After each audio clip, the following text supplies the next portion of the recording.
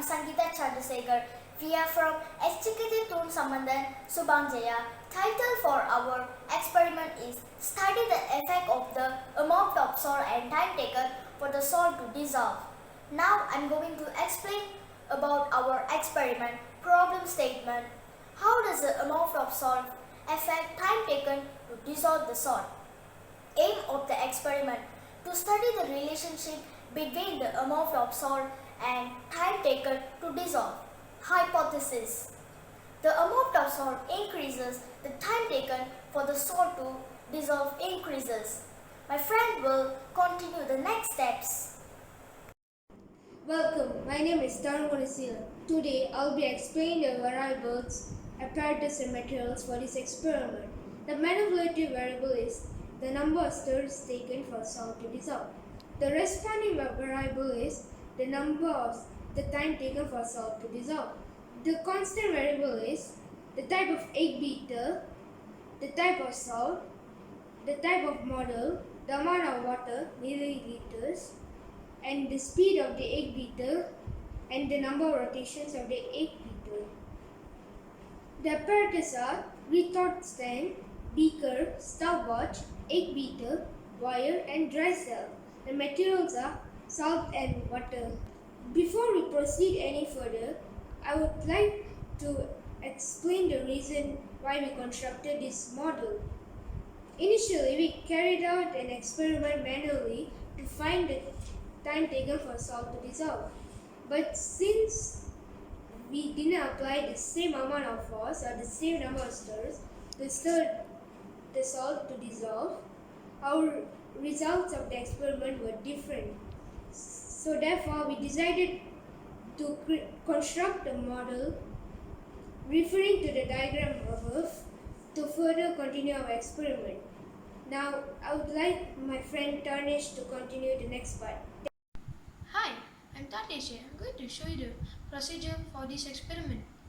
First, the model is placed on top of a flattened surface. Second, three 200 ml beakers are labeled as A, B and C are placed under the egg beater. Third, each beaker is filled with 200 ml of water.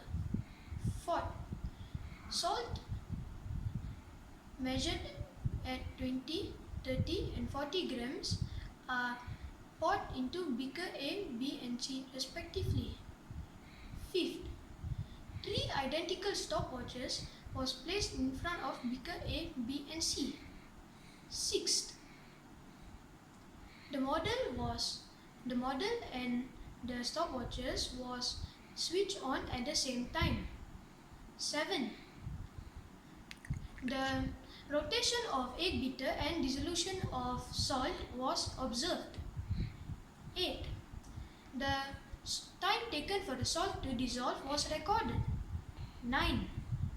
And finally, the steps from 4 to 8 repeated 5 times will get the average result.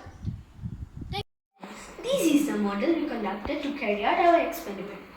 First, measure the amount of salt of 20 gram, 30 gram and 40 gram. We have the same level of water of 200 ml. We are using the stopwatch for measure the time taken to dissolve. Switch on to operate the model and on the stopwatch at the same time.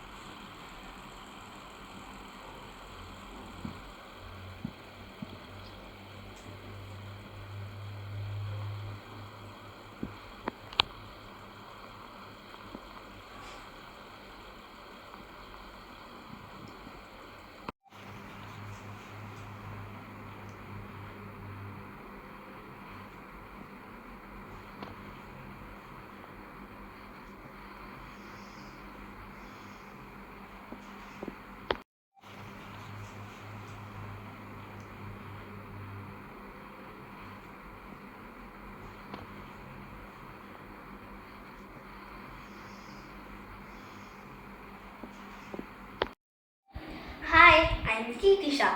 Today I am going to tell about the result and the observation of the experiment. Observation. The time taken by the 40 gram of salt to dissolve in water is more compared by 20 gram and 30 gram of salt to dissolve in water.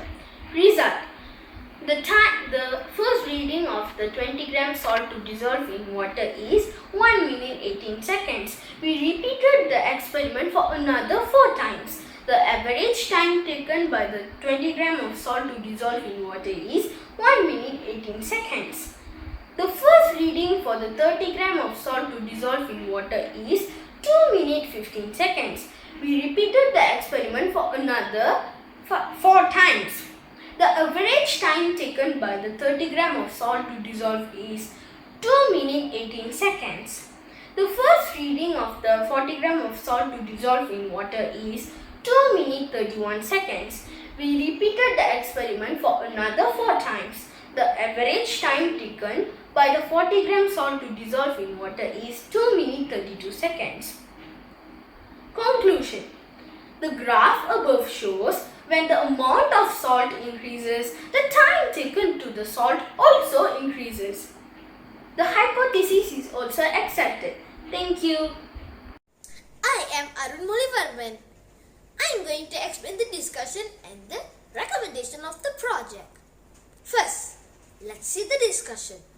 Scientific principle that was applicable in this experiment is when salt added to water, sodium chlorine separated into sodium and chlorine ions. These charged particles alter the intermolecular forces between the water molecule. In the other hand, to affecting the hydrogen between the water molecules, there is an ion dipole interacting to consider. Every water molecule is a dipole, which means one side, the oxygen side, is more negative and the other side, the hydrogen side, is more positive. The positively charged sodium ions associate with the oxygen side of the water molecule, while the negatively charged chlorine ions associate with the hydrogen side. The ion dipole interaction is stronger than an hydrogen bonding between the water molecules. So more energy is needed to move the water away from the ions and into the vapor phase. Therefore, if the amount of salt increases, it needs more energy to move the water away from the ions into the vapor phase, which causes time to dissolve increases too. Now, let's go to the recommendation. In future, we would like to invent this type of model to apply in our daily life. In our daily life activities, we would use presence of salt, sugar in baking or cooking. So, it will help to apply the same amount of force to ensure the consistency of the concentration. Thank you.